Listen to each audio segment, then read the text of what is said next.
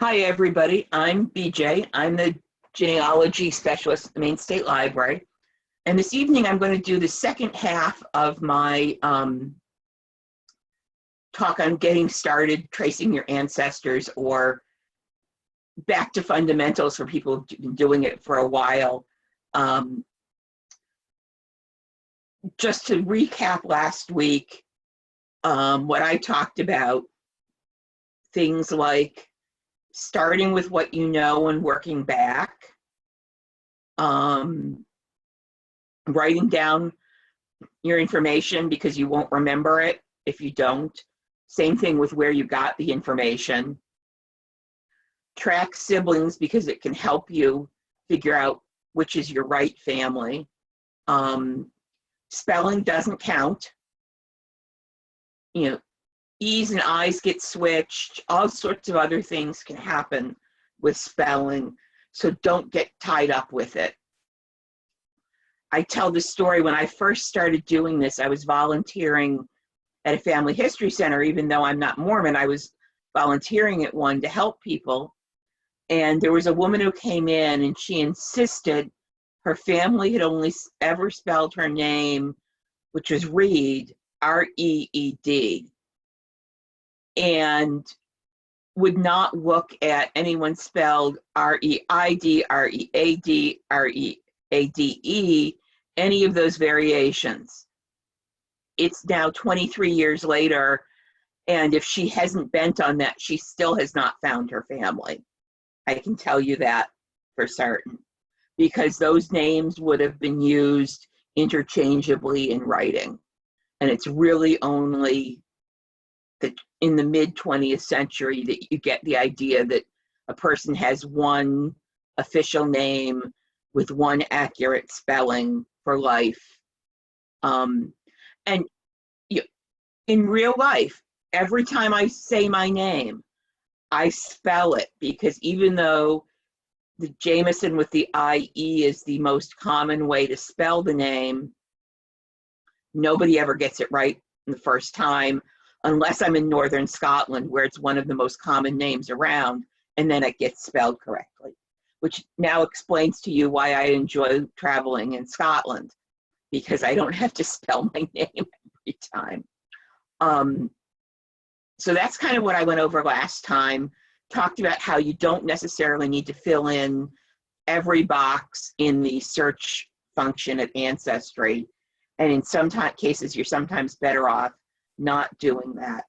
So tonight I'm going to work through a couple more searches just so you can see sort of how you can play with how Ancestry has the data. And remember, when I say Ancestry, you should hear Ancestry, Family Search, My Heritage, Find My Past, the 4 big genealogy websites. So let me start sharing a screen so you can actually see what I'm talking about. Now remember to click all the way through to share. Earlier this morning, I managed to get it up and then didn't hit share. So you should have my PowerPoint on the screen right now. And we're going to start from the current slide. So this was a query I got. Someone was looking for the Korsman family who lived in or near Munson, Maine, hasn't found much, has not found them in the census in 1920 and 1940,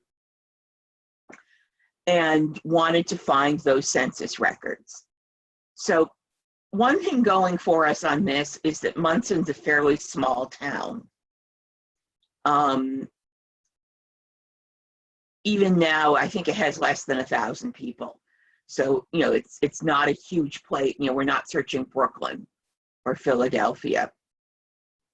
So the first thing, before I went anywhere else, even though he had told, the person writing to me had told me bits, I went back over and just put in this man's name. He had told me elsewhere in the email the birth year, and I put in the town name.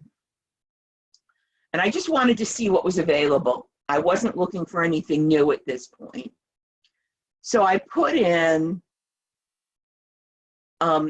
so I clicked down to the 1940 census, and as you can see, I get a Rosie Chorzempa, a Cleanard Chrisman, a Grace Grassmuck, but no sign of Arvo Korsman to be found in the 1940 census.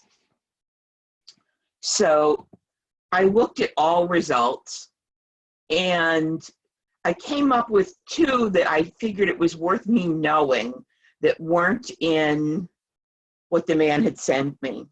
And the first one is the World War I draft registration card. And this is one of my favorite data sets.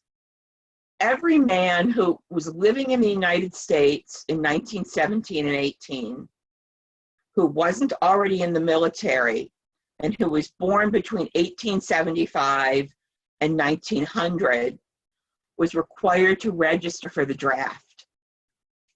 And this is nice for two reasons. One is the 1890 census was destroyed, and so you go from 1880 to 1900, and so you're missing that 1890 snapshot at a time when the world was really changing. And so this can help you fill that in, partly because you're catching many of these young men, they're only late teens to mid-20s when they're registering for the draft, which means in a lot of cases when they list their next of kin, it's one of their parents. So that's helpful.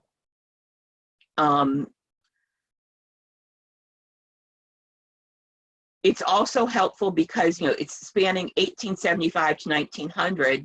And if you remember, I think I said last week, Maine did not start requiring registration of births, marriages, and deaths until 1892.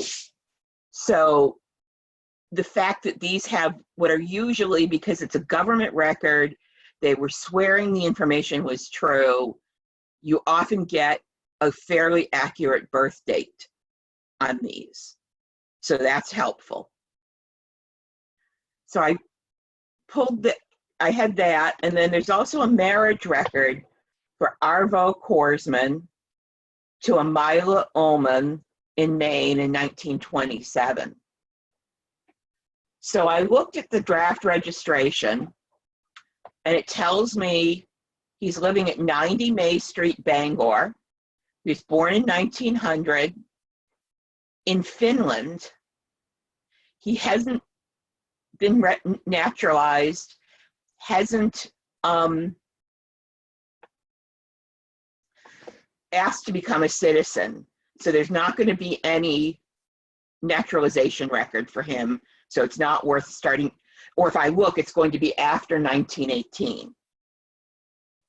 And the nearest relative, it doesn't tell us who it is, but it's interesting. He's a manager of a boarding house, employer's name Ida Korsman, and nearest relative is Ida Korsman. Now, we don't know what relation she is, but as we're going through looking at him, if we find an Arvo Korsman with an Ida in his life, that's going to be a clue that we may have the right one.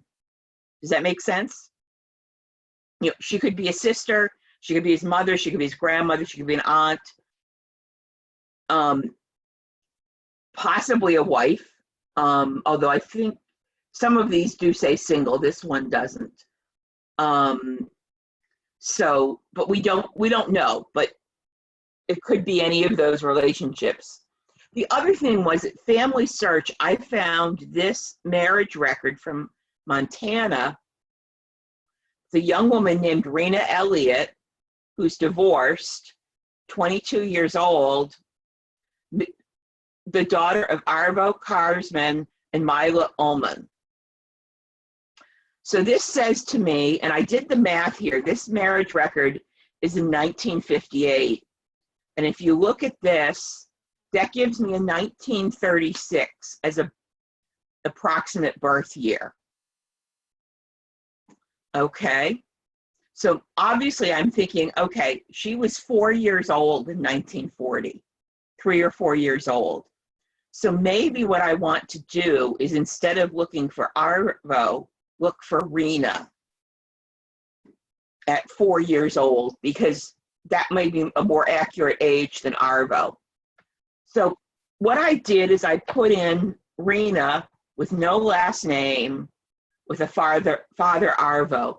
Now, if you're looking for something more common, you may want to put in where they lived, but I was hoping that this combination of a Rena with a father Arvo was unusual enough that it really didn't matter where they were in the US, that I would find them. And lo and behold, the first result is a Rena Rossman, parents Arvo and Mila, living in Munson, who's supposedly a son. Okay, well, let's take a look at this record. Here we have it, and let me turn on the pointer so I can, and I can see why that was read as Rossman, can't you? But what happened is, take a look here, that there are these check marks. And what happened is the check mark went over the K. And if you look at how he makes his Ks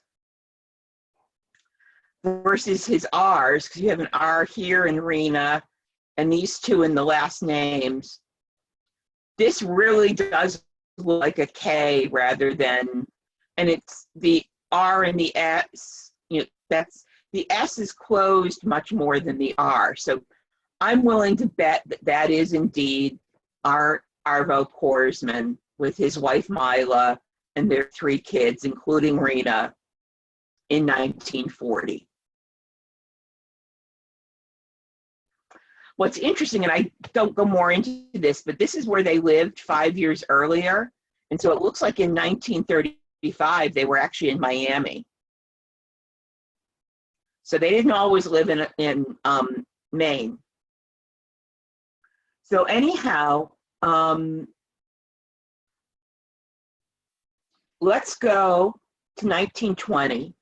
And in this case, I took a risk and I figured Munson, Maine, you know, we know in 1918 he was in Bangor, because we found him there with the draft registration. So I said, you know, I'm going to look in Munson.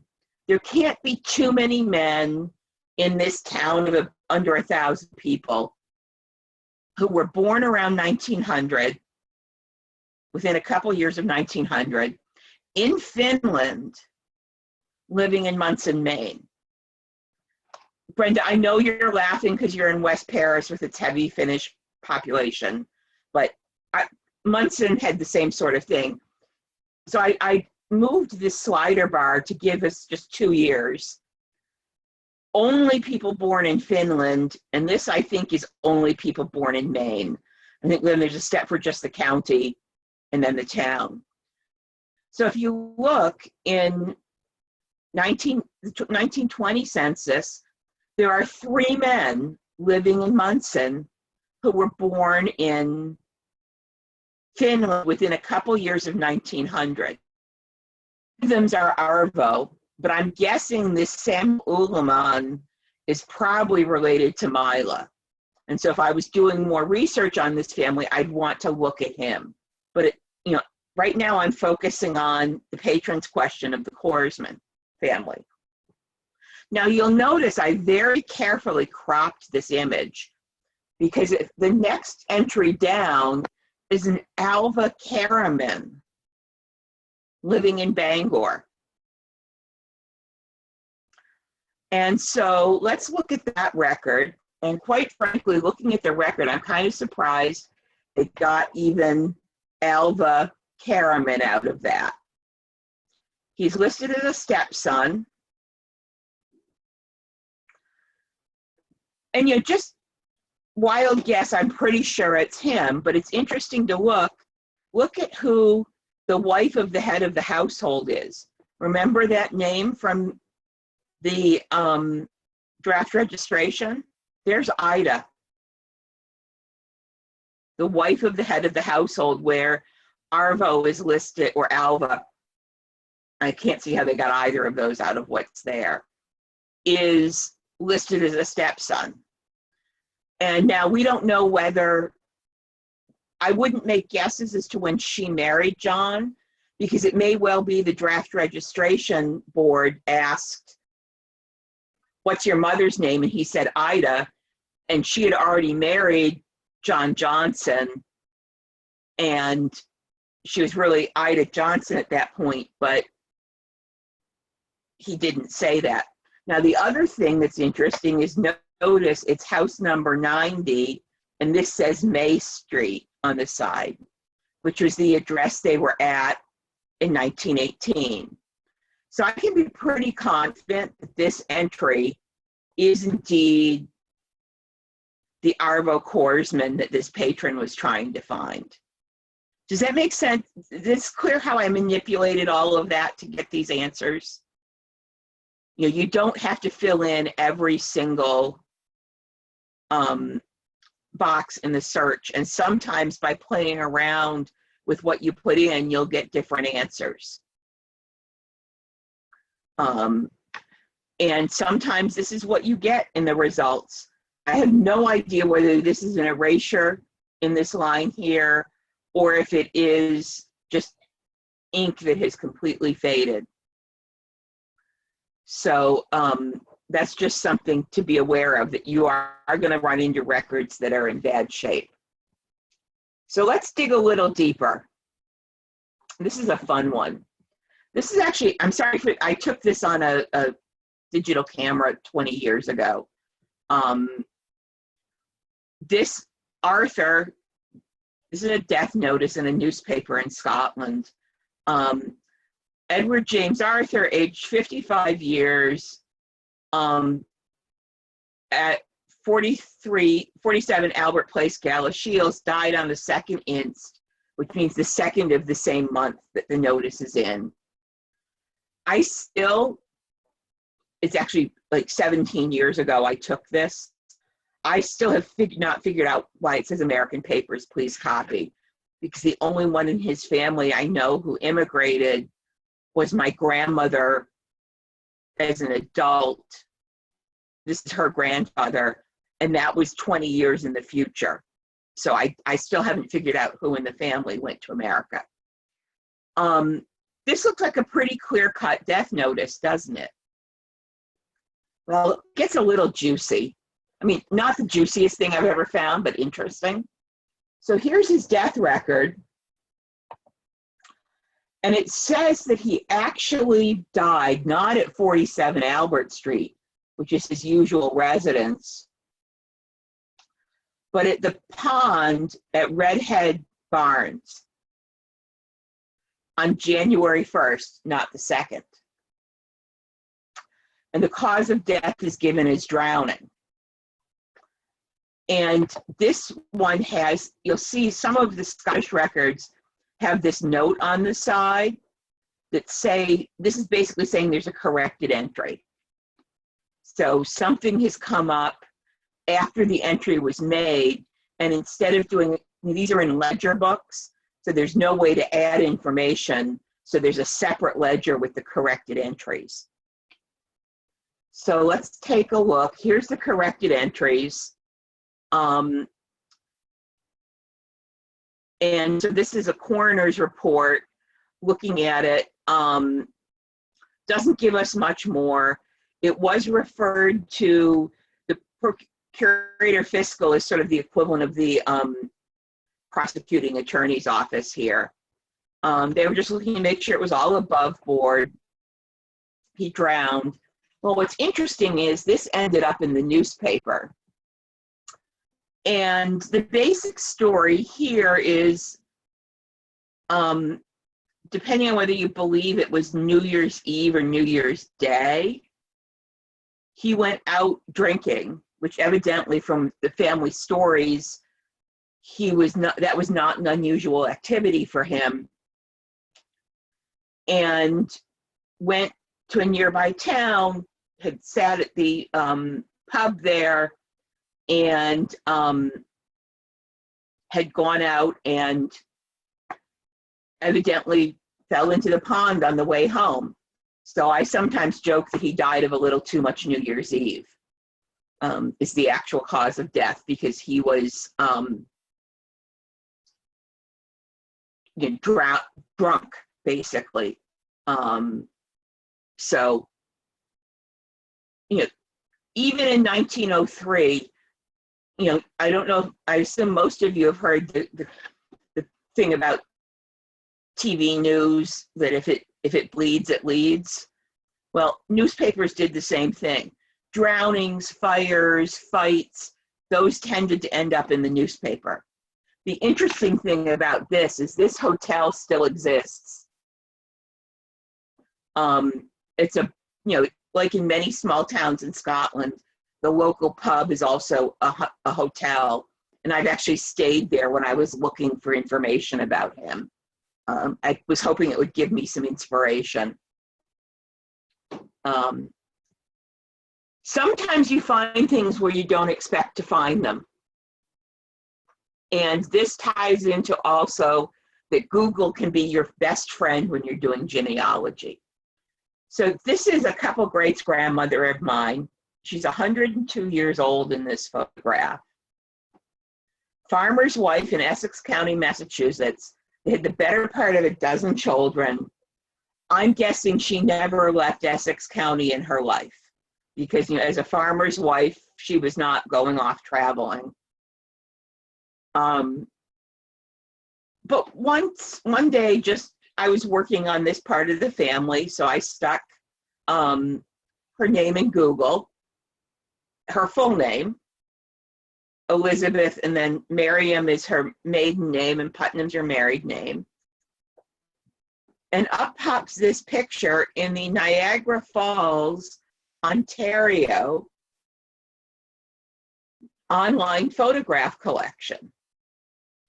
But in a way, this makes sense. If you think about it, at the time this picture was taken, I figured this out, looking things up, because I'm a research librarian and these questions occur to me. Having a photograph printed costs somewhere in the range of $40 to $50 of what it would cost us now. So, it was, with inflation, it was the equivalent of $40 to $50. So people were not making photograph copies just to have them sit on their shelf.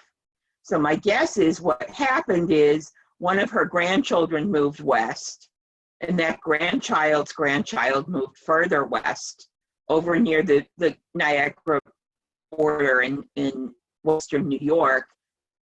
And eventually somebody was cleaning out grandma's attic, gave a historical society, and then that historical society worked with the local library to put those photographs online. So sometimes just Googling your ancestor's name can get you interesting information. The other thing is, if you're looking for people here in Maine,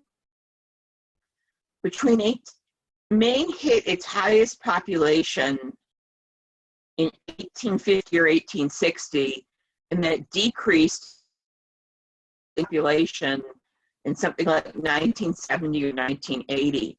And what had happened was, as the Midwest and the Plain states opened up, people left Maine to go get 160 or 320 acres of flat, treeless, rockless farmland with a longer growing season in Iowa or Illinois or Indiana or Nebraska or Kansas, because that was a sensible move. And so it's not unusual to then find information about those families in the historical societies out there about the family members still in Maine. Because again, think about it. If Elizabeth Miriam Putnam wrote letters to her granddaughter who was living in central New York at the time, they would be in a historical society if they were donated in central New York, not in where she lived in Massachusetts. Same thing here. You get a farmer from Standish, Maine. One of his kids stays to take over the farm in Standish. The other one moves out to Iowa. The farmer who's Standish writes to the sibling in Iowa. Those letters and photographs are going to end up in the Historical Society in Iowa. So it's worth, when you track siblings, figuring out where they went, because it may be worth looking at the local Historical Society where the siblings went to see if there's information about the family. Does that make sense to everybody? I'm getting some blank looks, but I hope that's making sense. Okay. Oh, I have my phone going off for some reason. Hang on while I change that.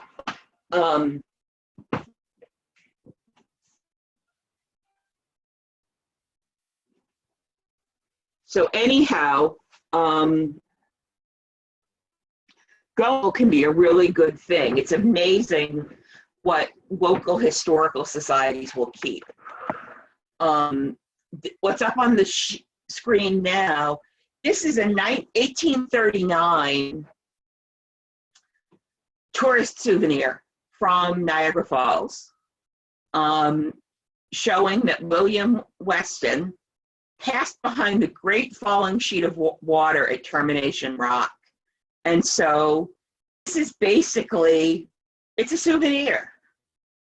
And it got donated along with a bunch of other papers about this family to the Danvers, Massachusetts Archival Center. I've found amazing things in little historical societies. His father's mother lived in a little town in Pennsylvania, and her diary is in that little town's historical society that talks to this family. So it is worth, after you've picked through what's available at the big websites and you've looked at area-specific websites, it's worth looking local, because you may find things that you aren't expecting. Any questions at this point?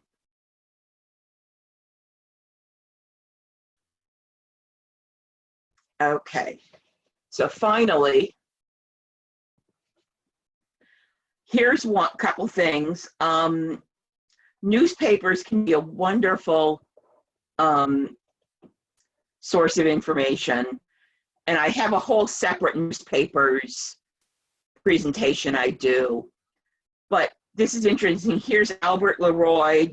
He was struck by a passing streetcar, was found lying beside the track with his right leg broken in two places, and he was taken to the Salem Hospital. It's happened in 1892. He's a newlywed at this point. Again, different part of my family. He evidently also was often the worse for drink, which again is not at all unusual in the late 19th century. There's a reason that there was a temperance movement, quite frankly. Yeah, I like my glass of wine, but there were a lot of people who had problems. This other one is one of my all-time favorite finds. This Samuel Weston on the right is the father of that William Weston who went to Niagara Falls. And I love this. You know, it was not unusual for a man, when his wife left, to put a note in the paper saying, "I'm not going to pay for her debts." This is rather unusual in its wording.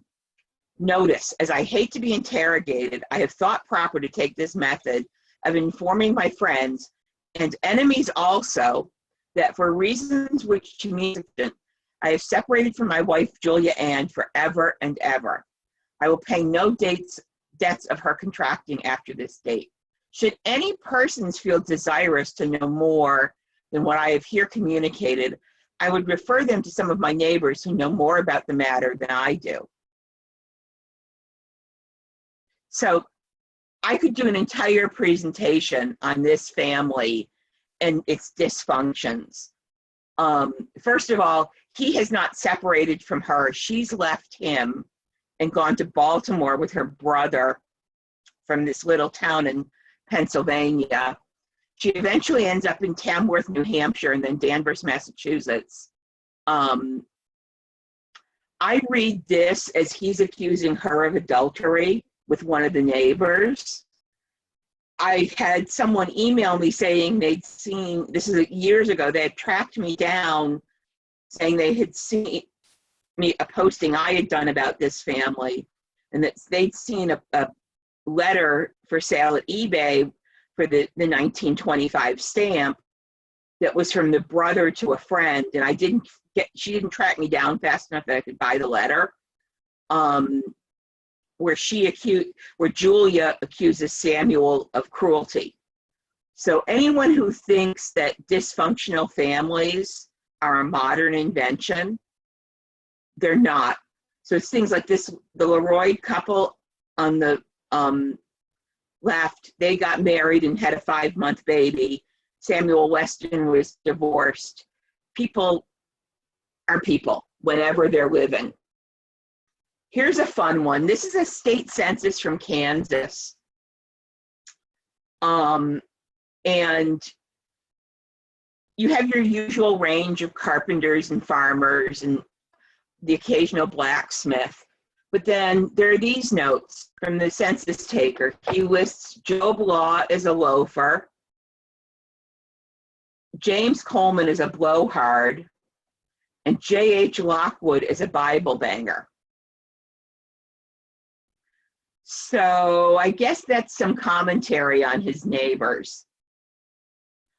But if you had put in John Lockwood farmer as your search engine, JH would show up near the end of the results, and you get this instead of farmer. And so this is one reason you do want to sometimes, what you know may be right. He was probably a farmer, but this census taker did some commentary, which means that it's not going to come up in the search. So this is a case where using a keyword for an occupation would reduce the chances of you finding that record. Here's another good one. And this next one, we don't know who the informant is, and I'd love to know. So we have this family, and daughter Catherine, her occupation is listed as does as she pleases.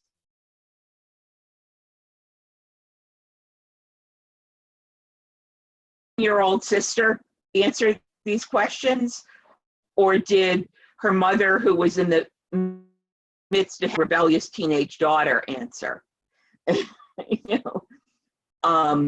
There's no way to know, but I just, this is a case, these are original records. A large chunk of the information they have is right, but there are going to be cases where it's not. And then this next one is maybe my all-time favorite funny census entry. This is the 1911 England Census, where you actually get the sheet that somebody filled out. And I love this bottom one.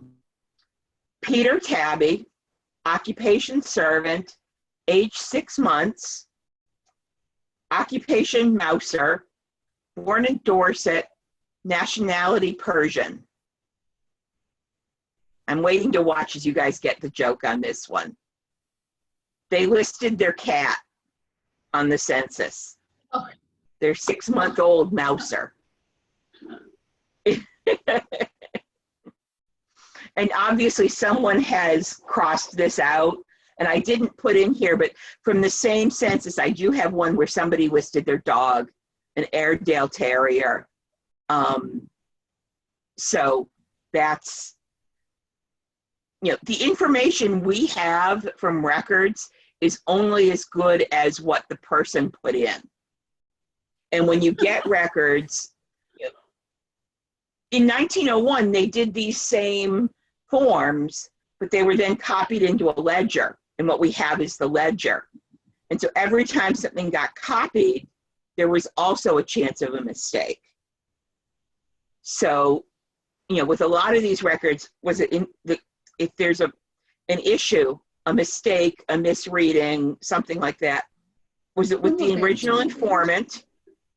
Was it with the person writing the information down, say the census taker or the clerk taking down the birth record? Is it with the copy, or is it with how it has been transcribed, like that Rossman versus Korsman? So there's often, before you start, you don't necessarily know where there might be errors and where they happened. So as I said last week, on all of this, you want to be flexible. That will keep you, putting blinders on means you're going to miss records. So I try to show these rather funny samples so that you remember, hey, you know, the census taker might have said somebody was a blowhard instead of a carpenter. And so even though I know he was a carpenter from other sources, I can, if he's got a really common name like Robert Smith, I want to try putting that in, but I may also want to try using something else to narrow down the Robert Smiths, because if the census taker put in blowhard instead of carpenter, that's going to be a problem. So that's the extent of the formal presentation. Let me, where's my thing about stopping sharing the screen? It'll stop sharing if I, okay.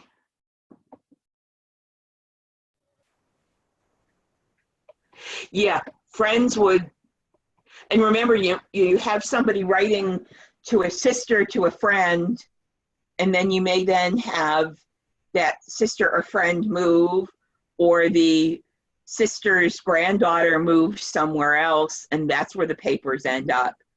But for a first look, you probably just want to deal with the sister and her location until you've exhausted other things. But yeah, Google, a good Google search can really help.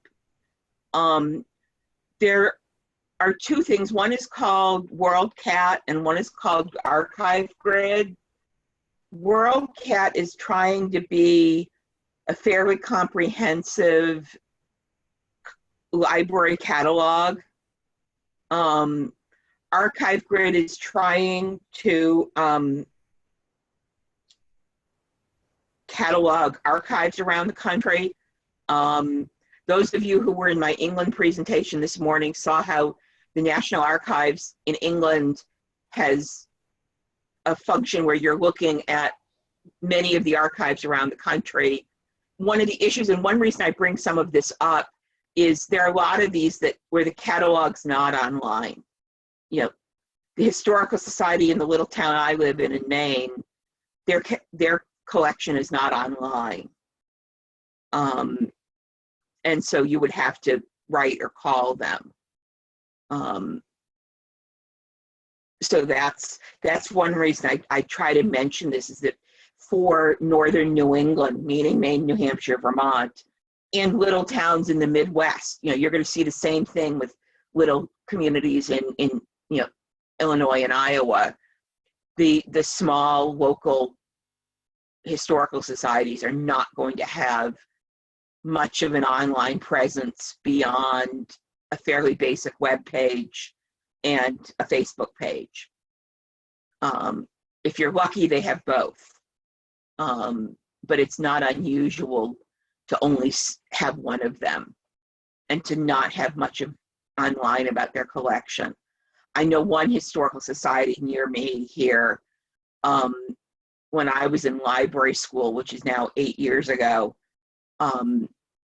my practicum was actually dealing with helping them get ready to do an inventory, because they did not have a good inventory of the contents of their building, and their insurance company was insisting. And so a lot of the inventories that small historical societies have are actually done at the insistence of their insurance company, and they're not necessarily well designed for patron use. So any questions, feel free to either type it in the chat or unmute yourself. Questions at this point?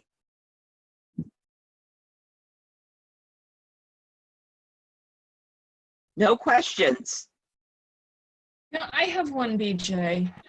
Where Sure. would you look for, where would you look for a death record or an obituary when you feel like you've exhausted like all of the places it should be popping up?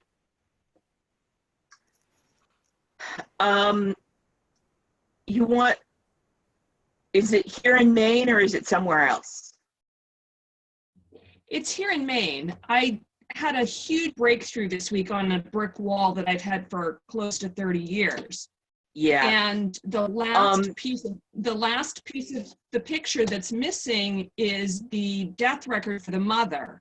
The obituary for the son says that the parent drowned at sea, but I know she didn't because she was married a second time, so the timing isn't right. But I can't find anything. If it's 19th century, you want to look in the local paper if you haven't.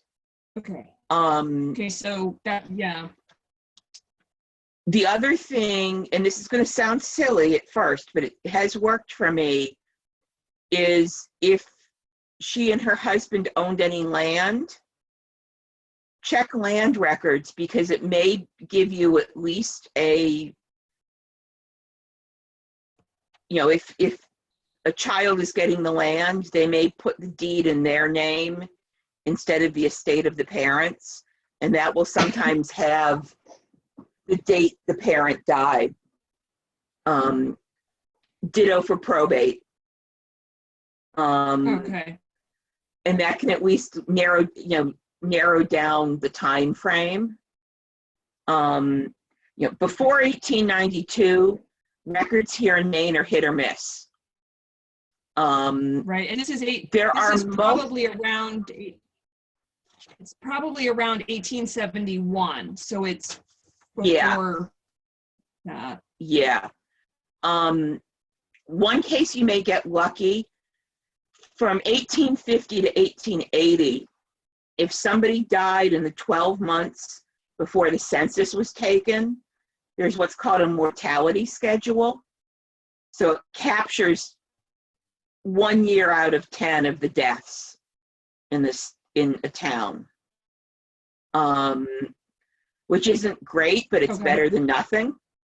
So on the off chance she died in the year before the census, go look at the mortality schedule, and you can search that at Ancestry.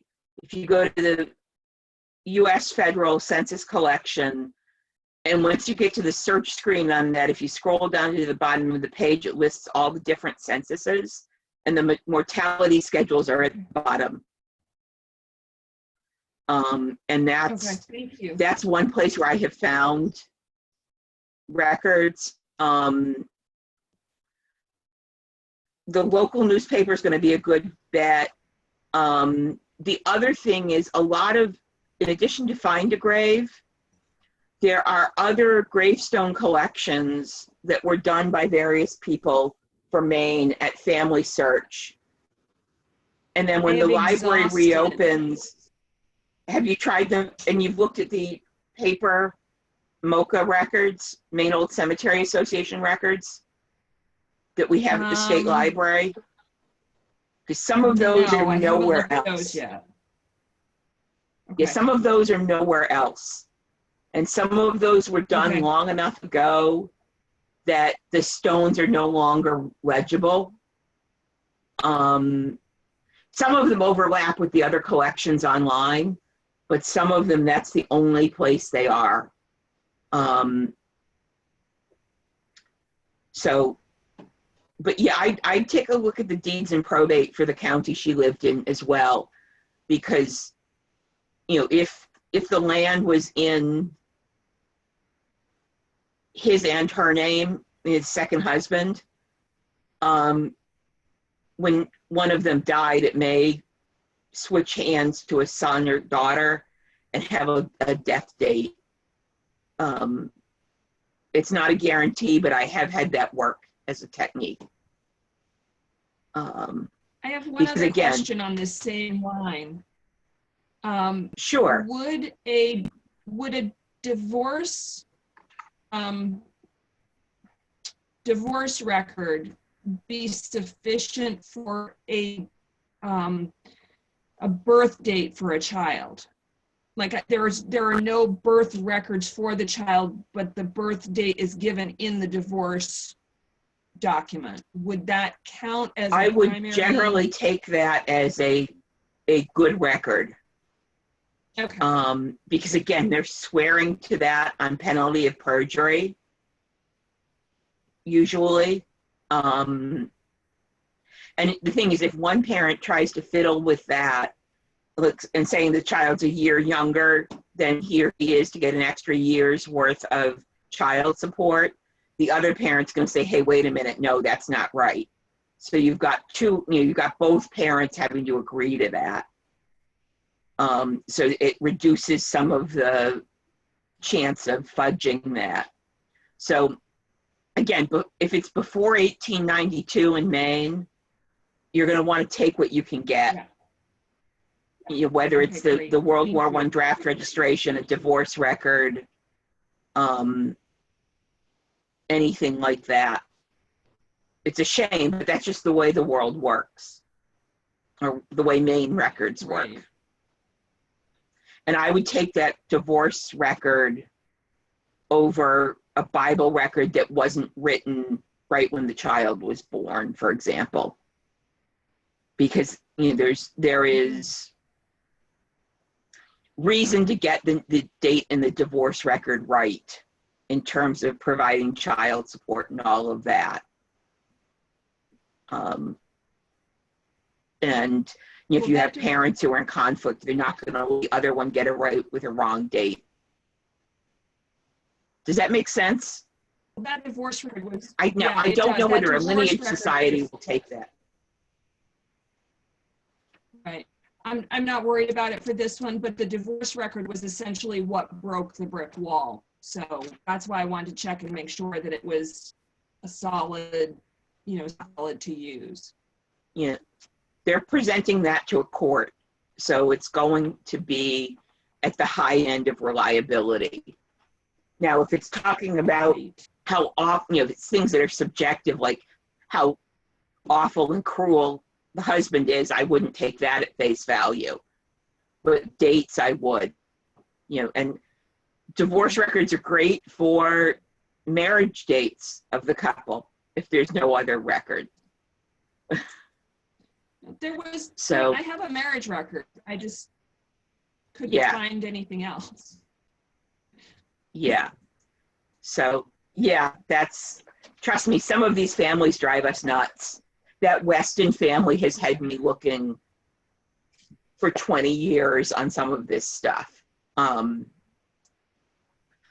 a professional, and I have a couple ancestors that I am convinced dropped out of the sky from a spaceship, because that's the only way they just sprung fully formed as adults and went and married somebody. And because there's no other explanation, because they don't appear in any record before their marriage. Sometimes even in places where they should. It's one thing when somebody appears in Scotland from Ireland and there's no Irish record of him. But, I have a woman, I have absolutely looked everywhere, and I don't say that lightly, in Massachusetts, and I can practically tell you, what she ate for breakfast some days after she marries. The records are good enough, but there is nothing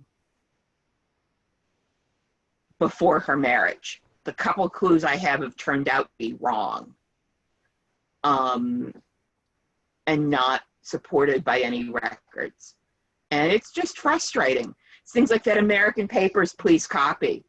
I've been working on that for something like 17 years, on and off, to figure out what relative of his, he talk about somebody I've only made recently, because it's my only DNA breakthrough is with that family, because for a long time, all I had was Ireland.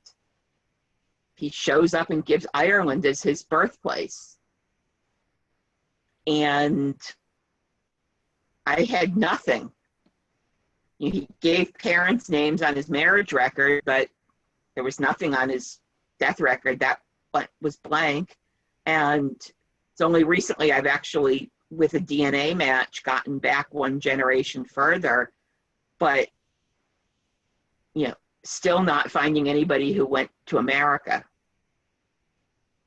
So, those things happen even to the best researchers. Early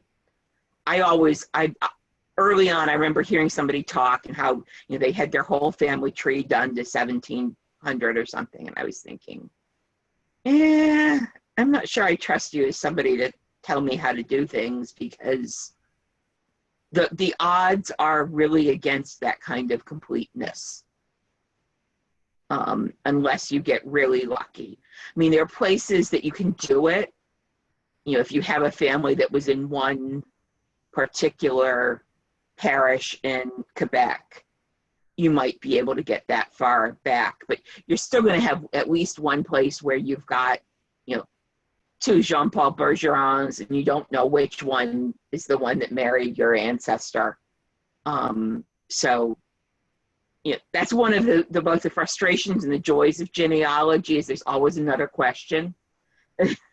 And finding something usually gives you 2 more questions, if not 7 or 10.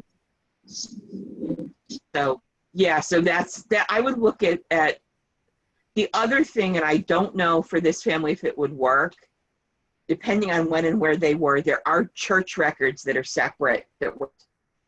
And so, for example, I know that the church records for the Belfast First Parish Church are at the Belfast website. The original records are at the Belfast Library. They're still owned by the church, but the church doesn't have suitable storage. So they're stored in the temperature and humidity controlled room at the library. So that's another thing to look for. Yeah. I'm looking in Winterport. Yeah. And you may want to expand that search, because she may have gone to live, if she children who were living somewhere else, she may have gone there to die if she was sick near the end. So you may want to look near where her children lived. Then yeah, yeah. So, okay. Any other questions?